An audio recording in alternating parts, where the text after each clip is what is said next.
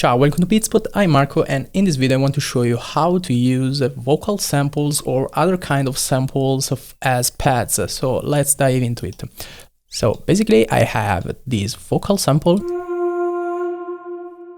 However, there's a problem, and it's that it's too short for my taste, has for like a sort of padish sound. So how can we make it like a pad? We have to lengthen it.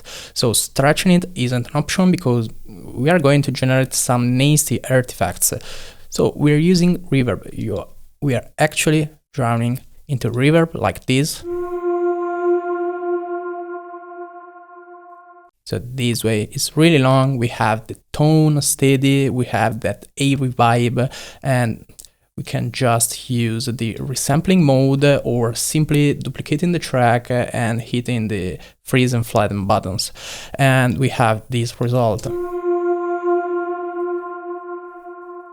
So now that we have this sample, we can just import it into the sampler, and we want to use the portion with the less dynamic excursion. So we don't want like a very plucky or dynamic part. We want kind of the tail. That's where we have the least difference in volume. So because we want a pad, so like this.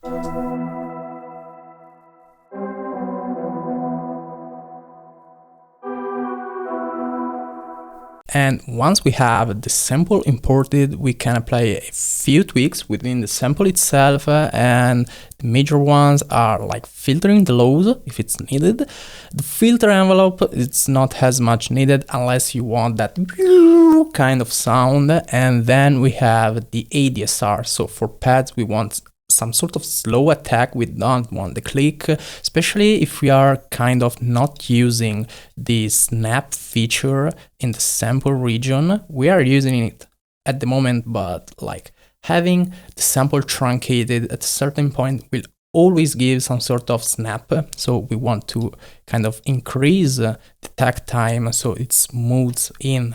And we have the decay to default, and then we have the release to taste. Also, if this sample, the reverb, isn't long enough and we want to kind of sustain it for a really long time, the Ableton sampler and other stock DW sampler, I guess, have these options. So that's the loop option. We have the release mode here, and as soon as we click here, we have this crossfade thing kicking in, and that allows us to loop the sample and also have some sort of smoothing.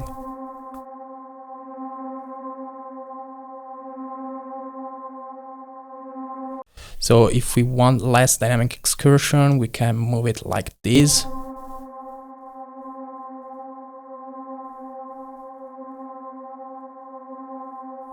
And we have our ever-ending pads. Of course, you can get more creative with this kind of technique. You can make the loop really short, and in that case it sort of works like a wavetable, sort of granular synthesis stuff. So that's it for this video. Hope you enjoyed it, and see you in the next one.